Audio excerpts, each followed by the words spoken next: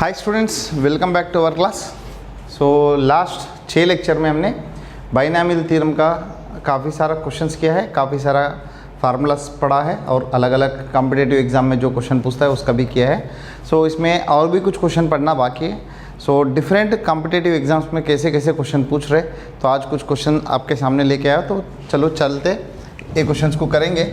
सो पहला जो क्वेश्चन है, इधर x power n coefficient in this expansion, देखो इधर 1 प्लस एक्स होल पावर 101 दिया है, 1 minus x plus x square whole raise to 100 दिया है। ये दोनों का प्रोडक्ट में x power n coefficient exist है, जो भी x पावर n कोफिशिएंट होता है, हाँ, then n can not be in the form of, जो भी x पावर n का कोफिशिएंट होता है कौन सी फॉर्म में नहीं रहेगा, नीचे जो दिया है, तो ये चार में से कौन सी फॉर्म में n नहीं रह सकता है, ठीक है, वो एक क्वेश्चन है। उसके बाद इसमें x पावर n का कोफिशिएंट पूछा है प्रोडक्ट में, और इसको सिंप्लीफाई करने के लिए बोला है। पहला ये करते हैं। सो इधर 1 plus x whole raise to 101 को 1 plus x into 1 plus x raise to 100 लिया। उसके बाद बाजू में जो 1 minus x plus x square है, इसको मैंने पावर 100 लिया। अब ये दोनों का पावर इक्वल है, तो बेसिस को आप मल्टीप्लाई कर सकते हो। क्या आ जाएगा, ये पूरा हो जाता है 1 प्लस एक्स क्यूब आता है, जैसा a plus B into A square minus A B plus B square का फार्मूला है, a cube plus B cube, that is 1 plus X cube whole raise to 100 आएगा।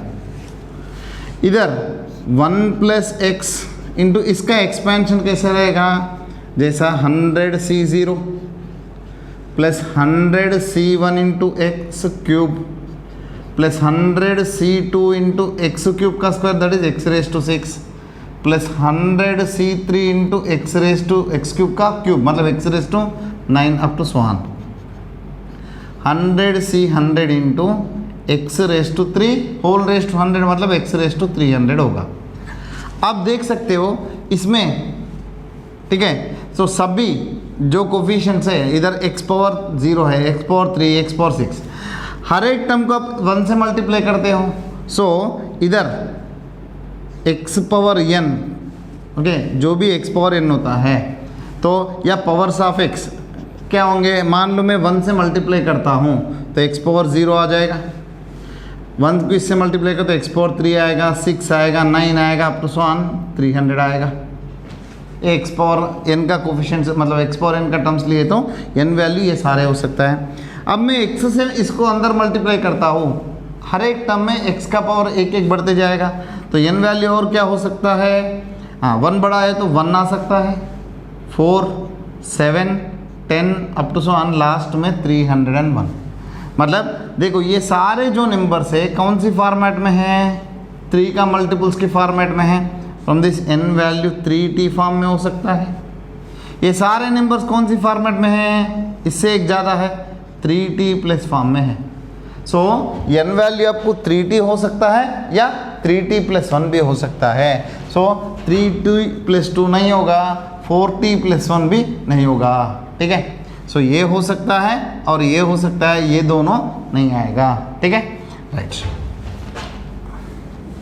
इधर ये वाला क्वेश्चन में मैंने आपको बताया था, जैसा x minus alpha into x minus alpha 1, x minus alpha 2 up to x minus alpha n, इसको अपने मल्टीप्लाई कर तो n टर्म्स को, पहला आ जाएगा x raise to n minus इधर आ जाएगा alpha 1 plus alpha 2 up to alpha n, sum of the roots into x raise to n minus 1, ऐसा सोहन। इधर nc0 nc1 nc2 up to ncn, मतलब टोटल n प्लस 1 टर्म्स है, मतलब ये total bracket से n प्लस 1 है। सो n plus 1 roots है। So इसमें सबसे हाईएस्ट पावर होगा x raise to n plus 1, उसके बाद वाला टर्म होगा x रेज टू n।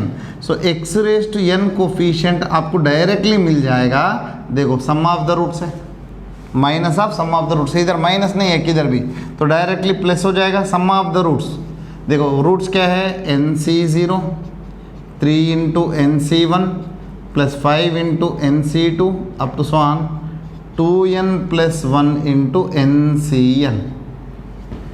इसको सिंप्लीफाई करने के लिए एक फार्मूला था, क्या है वो formula, a into nc0 a plus d into nc1 a plus 2d into N C two up to स्वान a plus N D into N C N.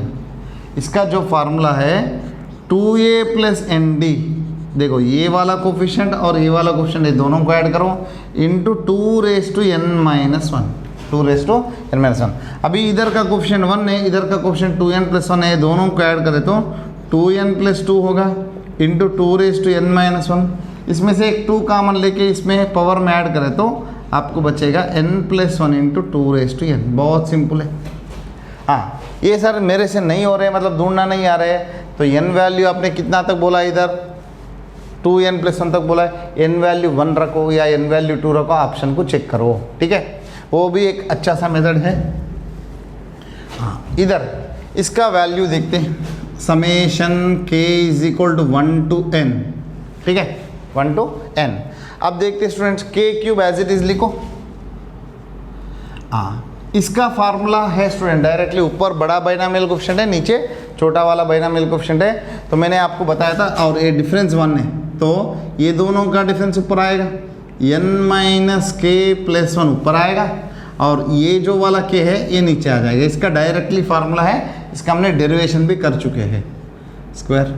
अभी ये हो जाएगा summation k is equal to 1 to n, इधर k cube है, इधर k square है, cut करें तो एक k बचेगा। उसके बाद n माइनस के प्लस 1 का होल स्क्वायर है, इसको मैं एक्सपेंड करता हूँ, k is equal to 1 to n, k into इसको मैंने एक्सपेंड करता हूँ, n प्लस 1 साथ में ले रहा हूँ, माइनस के साथ में ले रहा हूँ, होल स्क्वायर।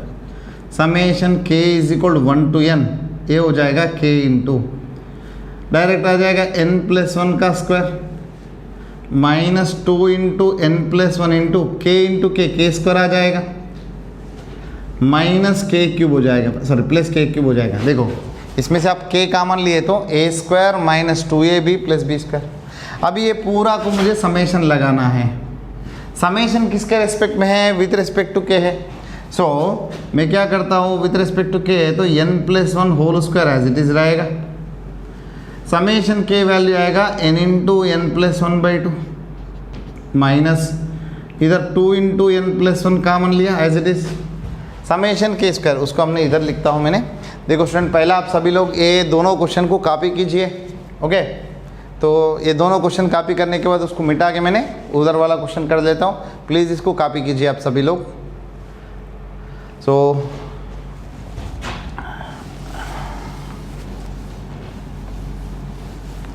ये जो स्टेप में छोड़ दिया था इधर, आप पास करके कॉपी कीजिए।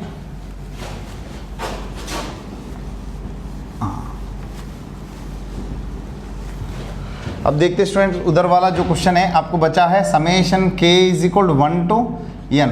क्या क्या बचा था? k into N plus 1 whole square था, minus 2 into N plus 1 into k square था, प्लस k क्यूब था, ठीक है।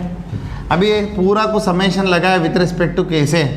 जब k से समेशन है, विथ रिस्पेक्ट टू k से समेशन है, तो n plus 1 whole square is treated as a constant. n plus 1 whole square as it is रखो, समेशन क्या आएगा minus 2 into N plus 1 as it is रखो, summation k square आएगा, plus इधर summation k cube आएगा।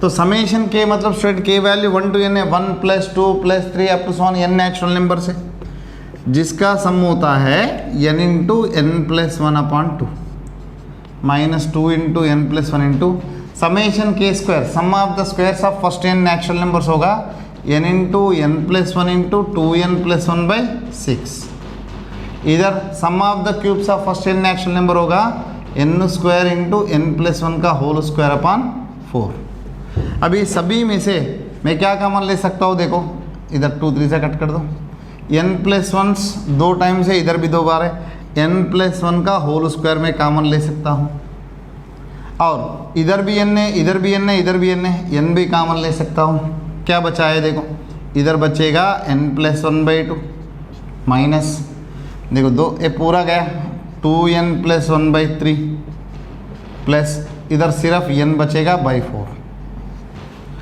अभी n into N plus 1 का whole square, नीचे इधर एलसीएम लिए तो आ जाएगा 12, ठीक है। तो इसको 6 से मल्टीप्लाई कर तो 6n + 6, इसको 4 से मल्टीप्लाई कर तो 8n - 4, इसको 3 से मल्टीप्लाई कर तो 3n। देखो 6 + 3 9 - 8, 9 - 8n हो जाएगा n। उसके बाद 6 - 4 2 आ जाएगा बाई 12। सो देखो स्टूडेंट ये आया n × n + 1 का whole square into n + 2 upon 12, तो उसका एक्सपेंशन है। ठीक है, चलो स्टूडेंट इसको भी कॉपी कर लेना, तो मैं आगे का क्वेश्चन करवा देता हूँ।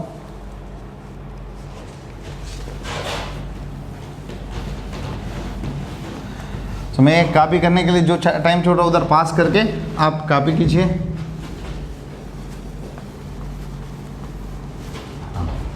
अभी अगला क्वेश्चन है, इधर दिया है number of distinct terms in the expansion of x³ + 1 + 1/x³ whole raise to n, x belongs to r and n belongs to natural number. एक क्वेश्चन है और एक छोटा सा फार्मूला है।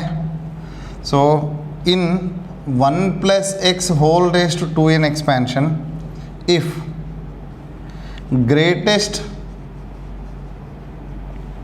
term is greatest term has greatest binomial coefficient, greatest binomial coefficient, then what is the range of x?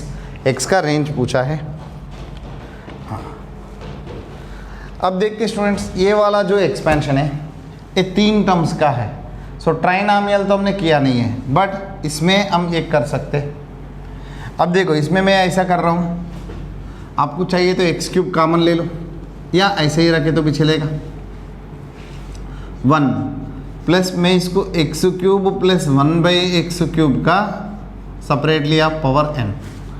सो इसको मैं expand करता हूँ nc0 + nc1 × x³ + 1/x³ plus nc2 × x³ + 1/x³ का होल स्क्वायर अप टू स्वान लास्ट में ncn × x³ + 1/x³ का power n। इसमें देखो स्टूडेंट किधर भी माइनस नेगेटिव साइन नहीं है। सो मैं x⁴n का जो ले रहा हूँ, क्या क्या पावर्स आएगा, n वैल्यू क्या क्या आएगा देखते हैं। देखो इधर n वैल्यू तो 0 आया है, कांस्टेंट टर्म 0 हो सकता है। उसके बाद इधर n का +3 है, नीचे है तो -3 है, ± 3 भी आ सकता है। उसके बाद इसमें देखो स्टूडेंट, इसको एक्सपेंड करें तो पावर 3 है, इधर नीचे पावर 3 है, इसको एक्सपेंड करो तो जनरली कैसे आएगा। देखो x का पावर इधर जनरली एक्सपेंशन में हम कैसे कर देते, x + y whole power n के एक्सपेंशन में nc0 x⁴n, nc1 x⁴n - 1 × y, मतलब पहला टर्म का पावर को हाईएस्ट से लीस्ट तक लेते हो और सेकंड टर्म का पावर को लीस्ट से हाईएस्ट लेते हो। तो इधर x³ उसका हाईएस्ट पावर 2 है, मतलब x⁴ आएगा। उसके बाद एक घटेगा एक बढ़ेगा, मतलब ओवरऑल पावर 6 में चेंजेस आएगा, मतलब 0 टर्म आएगा x⁻⁴। उसके बाद 1/x⁴ आएगा, मतलब एक का पावर में +6 और -6 भी आ रहा है। ठीक है, +6 और -6, देखो +r - 6। उसके बाद इसके थर्ड वाला टर्म देखे तो इधर थर्ड वाला जो टर्म मैं लिख रहा हूँ स्टूडेंट, nc3 x³ + 1/x³ का पावर कितना आएगा 3, तो ncn में x³ + 1/x³ का पावर n। अब देखते स्टूडेंट इसमें कितना टर्म्स आएंगे, 4 टर्म्स आएंगे। तो x का पावर किधर से चालू होगा, x³ का पावर 3, मतलब x⁴9 होगा। उसके बाद 6 घटा दो, x⁴9 से सीधा आएगा x³, सीधा आएगा x⁻−3, सीधा x⁻−9, मतलब x⁴3 और 6 सारे हैं, ±9 वाला नहीं आया, इसका हाईएस्ट और लीस्ट डिग्री। उसके बाद नेक्स्ट में आएगा ±12, नेक्स्ट में आएगा ±15, ऐसा आता ही जाएगा, लास्ट में ±3n। मतलब जो भी पावर आता है x का पावर 3 का मल्टीपल, मतलब x⁴3 का पावर से आएगा, मतलब +3 हो सकता है, -3 हो सकता है, क्योंकि इसका एक्सपेंशन में फर्स्ट टर्म जो है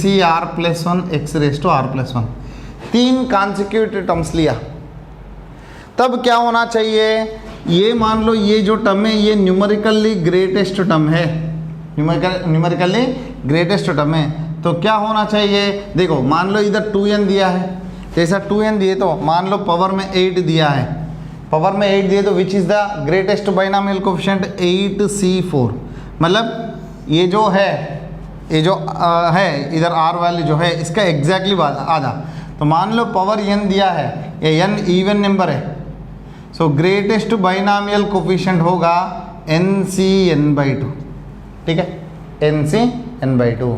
तो ये हिसाब से मान लो इसमें पावर 2n दिया है, तब क्या हो जाएगा, इधर ग्रेटेस्ट बाइनोमियल कोफिशिएंट है तो इधर क्या होना चाहिए, 2NCn होना चाहिए, ओके, सो इधर x पावर n होना चाहिए, इधर 2nc n plus one x power n plus one होना चाहिए, इधर 2nc n minus one x power n minus one होना चाहिए।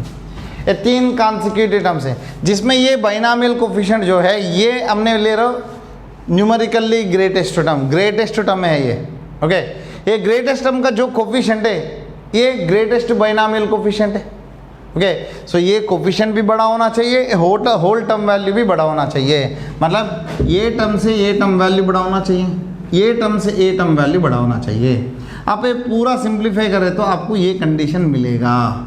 ठीक है, तो इसका फार्मूला है, दोनों को सिंप्लीफाई करो x का एक वैल्यू आएगा, ये दोनों को सिंप्लीफाई करो x का ये वैल्यू आएगा, कुल मिला के ये कंडीशन आता है n/n plus one less than x less than n plus one upon n। ठीक है, so this is the condition so that binomial greatest binomial coefficient वाला जो टर्म होता है या न्यूमेरिकली ग्रेटेस्ट टर्म जो होता है उसका बाइनॉमियल कोफिशिएंट जो है वो ग्रेटेस्ट होना चाहिए। ठीक है, सो जैसे आपने x का वैल्यू कोई भी रखते हो, ठीक है, x का वैल्यू कोई भी रखते हो, सो जैसे जैसे x वैल्यू बदलते हो टर्म का वैल्यू भी बदलते जाएगा। ठीक है, एक पर्टिकुलर वैल्यू के लिए एक पर्टिकुलर टर्म जो है न्यूमेरिकली ग्रेटेस्ट टर्म हुआ, वो टर्म का जो बाइनॉमियल कोफिशिएंट है वो आना चाहिए आपको ग्रेटेस्ट बाइनॉमियल कोफिशिएंट। तो ऐसा होना चाहिए, तो x का वैल्यू कंपलसरी ये दोनों का बीच में होना चाहिए। ठीक है, तो एक फार्मूला है, कभी कभी कॉम्पिटिटिव में पूछ सकता है। नेक्स्ट उसके बाद ये अभी जो क्वेश्चन करवा रहा हूँ दिस इज इंपॉर्टेंट क्वेश्चन है, 2 टाइम्स पूछा गया है जी मेंस में। सो x प्लस वन अपॉन, इसके लिए आपको सिर्फ बेसिक नॉलेज होना चाहिए।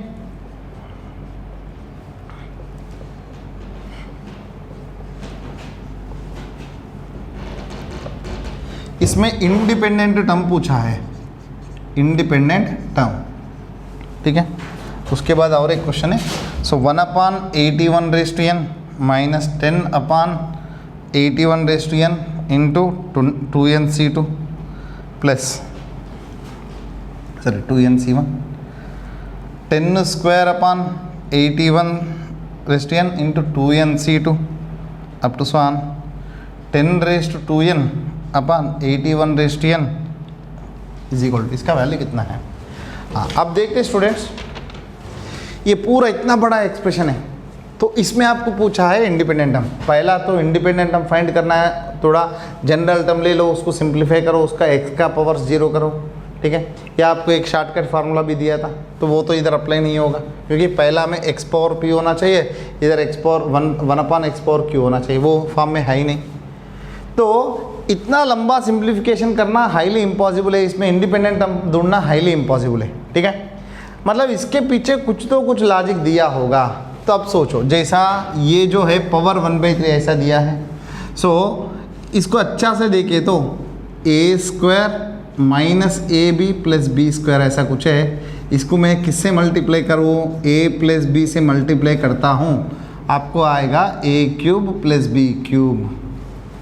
ठीक है, ऐसा दूसरा, इधर पावर 1/2 है तो a plus b into a minus b को हमने ऐसा लिख सकते हैं a² माइनस b²। ठीक है, इधर मैं क्या कर रहा हूँ, x के मतलब a के जगह पे x⁻⁴, b के जगह पे 1 रखा, तो इधर होगा x⁻² minus x⁻⁴ into 1 plus 1, ये हो जाएगा x⁻⁴ का cube that is x plus 1। सो अब देखो स्टूडेंट, ये सीधा आपको आ गया, ये टर्म को उधर लेके जाता हो, x⁻⁴ plus 1 is equal to x plus 1 upon x⁻² plus 1 minus x⁻⁴, मतलब ये एंटायर टर्म का वैल्यू है, सिंपल आ गया। और इधर भी, इधर x⁻² plus 1 into x⁻² minus 1, इसको हमने लिख सकते हैं x माइनस 1। ठीक है, अब देखो, सो x minus 1 by √x minus 1 को हमने कैसे लिख सकते हैं, √x प्लस 1 लिख सकते हैं, a1 को उधर लेके गया। सो इसमें देखो जो आपको दिया हुआ एक्सप्रेशन है, ये पहला टर्म जो है, देखो इसमें दोनों में से आप क्या कॉमन ले सकते हो, x माइनस x पावर 1/2 है, इसको मैंने थोड़ा सिंप्लीफाई करता हूँ, पहला टर्म एज इट इज रखो, माइनस सेकंड टर्म में x माइनस 1 बाई इधर रूट एक्स कॉमन लिया तो आपको बचेगा root x minus 1 whole raise to 10। अब देखते स्टूडेंट, ये जो पहला टर्म था कितना आया था, एक्स रेज टू 1/3 प्लस 1 था। सेकेंड टर्म में देखो x माइनस 1 बाई इसका वैल्यू कितना था, root X plus 1, root X plus 1 by X है, okay, minus root X plus 1 by root X whole raise to 10। अब इसको मैं सिंप्लीफाई करता हूँ, X raise to 1/3 plus 1 minus 1 minus 1 by x raise to 1/2, ये दोनों कट हो गए। तो इसको आप सिंप्लीफाई करें तो देखो student, x raise to 1/3 minus 1 upon x raise to 1/2 raise to 10, बहुत सिंपल है।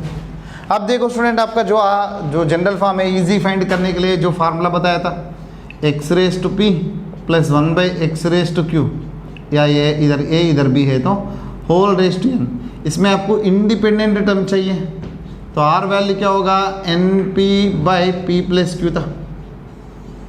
सो इधर से आर वैल्यू मैं डायरेक्टली ढूंढ रहा हूँ, एन कितना है 10, पी कितना है 1/3 अपॉन 1/3 प्लस 1/2, सो 10/3 इंटू 6/5, 5 2 ज़ा 3 2 ज़ा, तो आर वैल्यू आ जाएगा 4। सो आपको इंडिपेंडेंट टर्म चाहिए तो डायरेक्टली 10C4, ओके। और फर्स्ट टर्म जो है, फर्स्ट टर्म का कोफिशिएंट कितना है देखो 1 है, तो 1 पावर 10 माइनस 4 है तो 6, सेकंड टर्म है माइनस 1 पावर 4 है, सो 10C4 इज द आंसर। ये पूरा इतना बड़ा एक्सपेंशन में इंडिपेंडेंट टर्म, तो एक्चुअली एक्स लेने का जरूरत नहीं है।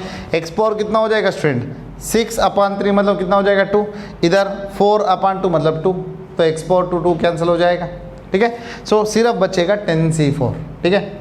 ये बहुत इंपॉर्टेंट क्वेश्चन है, ये कम से कम 2 से 3 बार पूछा गया है ऐसी टाइप के क्वेश्चन, और नॉट ओनली JEE में, आपको कई एडवांस में भी एक बार शायद पूछा गया ऐसी टाइप के क्वेश्चन, और काफ़ी कॉम्पिटेटिव में भी ऐसा पूछ रहे हैं। तो इसमें क्या आपको ये सिंप्लीफाई करने का ये जो टेक्निक्स है, ये जो फार्मूलास है, ये बेसिक्स आपको आइडिया आना चाहिए। हाँ, इधर देखो स्टूडेंट, सभी में 1/81 रेज टू n ये कॉमन आ जाएगा। ये 2nC1 है तो इधर 2nC0 लिख सकता हूँ मैंने, minus 2nC1 into 10 plus 2nC2 into 10 square up to so on 2nC2n into 10 raise to 2n, बहुत सिंपल है। सो अल्टरनेटली प्लस माइनस आ रहे हैं, इसको कैसे लिख सकते हैं student, 1/81 raise to n into क्या हो जाएगा 1 माइनस एक्स की जगह पे 10 है रेज टू 2n, बहुत सिंपल है। ये बाइनॉमियल एक्सपेंशन है, देखो किसका पावर बढ़ते जा रहा है 10 का, ओके, तो सेकंड टर्म हो जाएगा 10, फर्स्ट टर्म तो दिया ही नहीं है तो 1 है। सो ये कितना हो जाएगा स्टूडेंट, 1 अपॉन इसको हमने 9 स्क्वायर रेज टू n लिख सकते हैं, ये हो जाएगा 9 रेज टू 2n। सो ये कितना हो जाएगा student, -9 raise to 2n। So power में इवन नंबर है, तो पावर में इवन नंबर है तो माइनस का कट जाएगा, तो 9 raise to 2n upon 9 raise to 2n, तो इसका वैल्यू हो जाएगा 1। सो ये पूरा दिया हुआ एक्सप्रेशन है, इसका वैल्यू हो जाएगा 1। So please make a note students. हाँ, ये देखते स्टूडेंट, इधर पूछा है X raise to n coefficient in this expansion. So इतना लंबा एक्सपेंशन, 4 टर्म का एक्सपेंशन आपके पास है ही नहीं, तो उसके लिए क्या करना पड़ेगा, इसको आपने कंप्रेस करना पड़ेगा या बाइनॉमियल में कन्वर्ट करना पड़ेगा। तो इसको मैं ऐसा कर रहा हूँ, ये दोनों में से 1 माइनस एक्स, इसमें से माइनस एक्स स्क्वायर कॉमन लिए तो वापस 1 minus x whole raise to 6। अभी दोनों में से 1 माइनस एक्स कॉमन ले लो, होल रेज टू 6, आपको बचेगा 1 माइनस एक्स स्क्वायर, इसका होल रेज टू 6, ठीक है। तो इसमें x पावर 7 कोफिशिएंट पूछा है, तो सबसे पहला इसका एक्सपेंशन लेता हूँ, ठीक है। तो क्या हो जाएगा, देखो पावर 6 का 1 6, देखो 1 5 10 10 5 1 है तो 1 6 15 20 15 6 1, ये कोफिशिएंट्स है। ऐसा 6C0 minus 6C1x plus 6C2 x square minus 6C3 x cube plus 6C4 x power 4 plus 6C5 minus 6C5 x power 5 plus 6C6 x power 6। इसमें same to same 6C0 okay minus 6C1 x square plus 6c2 x power 4 minus 6c3 x power 6 plus 6c4 x power 8 minus 6c5 x power 10 up to 100 इतना तक है। आपको x power 7 चाहिए तो ये साथ आगे वाला लेने की ज़रूरत नहीं है, बस इतना तक लिखो। अभी x पावर 7 कोफिशिएंट कैसे आएगा? एक कांस्टेंट टर्म को 7 से मल्टीप्लाई करना, इसमें 7 है ही नहीं तो इधर से नहीं आएगा। ये x वाला टर्म जो है पावर 6 से मल्टीप्लाई करे तो 7 आ जाएगा कोफिशिएंट, तो इधर आ जाएगा माइनस 6c1 का अपने माइनस 6c3 से मल्टीप्लाई करना पड़ेगा। और x स्क्वायर को किससे मल्टीप्लाई करना पड़ेगा? x पावर 7 चाहिए तो पावर 5 से, पावर 5 वाला है ही नहीं, ये छोड़ दो। उसके बाद x पावर 3 को पावर 4 से मल्टीप्लाई करना पड़ेगा ये दोनों को, तो माइनस 6c3 इंटू 6c2। और पावर 4 है तो इसमें पावर 3 से मल्टीप्लाई करना, ये नहीं है। पावर 5 है तो पावर 2 से मल्टीप्लाई करना पड़ेगा ये दोनों को, so minus 6c5 into 6c1 ये दोनों को, बस कोफिशिएंसी कंपेयर करने का। तो प्लस हो जाएगा 6c1 value 6, 6c3 value 15, 6c3 value 15, 6c2 value 6c3 value 20 हो जाएगा 20, 6c2 वैल्यू आ जाएगा 15 minus 6c5 value 6, 6c1 value 6। ठीक है, हाँ अब देखते स्टूडेंट्स, हाँ इधर भी माइनस है, प्लस हो जाएगा क्योंकि इधर भी माइनस है इधर भी माइनस है। सो ए हो जाएगा 120 प्लस ए हो जाएगा 36 माइनस है 300। ठीक है, सो ये हो जाएगा 156 माइनस 300, सो ये हो जाएगा माइनस 144। ठीक है, सो ये हो जाएगा x पावर 7 का कोफिशिएंट। ऐसा देखो, इसको अलग से एक्सपेंड करो, इसको अलग से एक्सपेंड करो, कोफिशिएंट्स को मल्टीप्लाई करके सिंप्लीफाई करो तो ये आंसर आपको मिल जाएगा। उसके बाद 8 raise to 2n minus 62 raise to 2n plus 1 is divided by 9, then what is the remainder? Remainder कितना है? तो 9 का मल्टीपल्स देखो, इसका नज़दीक होना चाहिए 62 का नज़दीक, तो कितना 63, 9 7 जा 63। सो इसको मैंने ऐसा लिख रहा हूँ 8 स्क्वायर मतलब 64 रेज़ टू n माइनस ये ऐसा लिख रहा हूँ 62 raise to 2n plus 1 as it is. ठीक है, अभी ए 64 रेज़ टू n को 1 प्लस 63 रेज़ टू n या 63 प्लस 1, इसको मैंने ऐसा लिख रहा हूँ 63 minus 1 rays to 2n plus 1। ठीक है, अब ये हो जाएगा 1 plus nc1 into 63 plus nc2 into 63 का स्क्वायर अप टू 100, ये हो जाएगा माइनस। ठीक है, तो पावर में कौन सी नंबर है? 8 नंबर है तो माइनस कॉमन लिए तो ये हो जाएगा 1 plus 63 raise to n, minus common लिया तो प्लस हो जाएगा, तो 1 minus 63 raise to 2n plus 1 हो जाएगा। तो इसको एक्सपेंड करता हूँ, फर्स्ट टर्म आ जाएगा 1 प्लस सेकंड टर्म आ जाएगा 2n माइनस में आता है 2n plus 1 c1 into 63 प्लस2n plus 1 c2 63 का स्क्वायर अप टू 100। ठीक है, सो अब देखो स्टूडेंट, ये 1 प्लस 1 आ जाएगा 2, ये बाकी सारे टर्म्स में सभी में तो 63 तो कॉमन आ जाएगा, तो हाँ ये बड़ा होगा या छोटा होगा ये आपको देखना पड़ेगा। देखो 2n प्लस 1 इंटू 63 है, ये n इंटू 63 है, और ये नंबर और ये नंबर कंपेयर करें तो देखो ये नंबर पॉजिटिव है, ये छोटा होगा ये बड़ा होगा। सो कुल मिला के टोटल में से आपको 63 तो कॉमन आएगा ही आएगा, सो आपको रिमाइंडर बचेगा 2। Okay, therefore remainder will be equal to 2। ठीक है, देखो इसमें भी 1 आ रहा है, इसमें भी 1 आ रहा है, और इसको बाकी सब भी में इसमें से 63 आएगा, इसमें से भी 63 आएगा। ओके, सो ये जो नंबर है देखो, ये जो नंबर है 63 पावर समथिंग है तो ये पॉजिटिव है, ये जो नंबर है नेगेटिव होना चाहिए, जो भी है ये टोटल मिला के कुल मिला के आपको 63 तो कॉमन आएगा ही आएगा। ठीक है, सो रिमाइंडर हो जाएगा इसका 2। नेक्स्ट,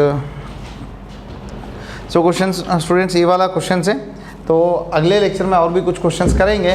सो आप ये सभी लोग ये प्रैक्टिस करना, ये क्वेश्चन को एक बार अच्छा सा कॉपी कर लेना और ऐसी टाइप के क्वेश्चंस हम करते रहेंगे। तो आगे और 2-3 लेक्चर आएगा बायनॉमियल थ्योरम के ऊपर, जिसमें मैंने प्रीवियस का लास्ट लेक्चर में बोला था प्रीवियस ईयर का करने का। तो इसमें बहुत सारे क्वेश्चन प्रीवियस ईयर का ही है, तो मैंने ईयर मेंशन नहीं किया। अभी अगला लेक्चर में सारे ईयर वाइज 2002 से शुरू करके 2020 तक ईयर वाइज आपको आ जाएगा सारे क्वेश्चंस का solution. So thank you students. So आपको ये वीडियो पसंद आए तो लाइक कीजिए और शेयर कीजिए मेरे चैनल पे सब्सक्राइब कीजिए। सो thank you students, have a nice day.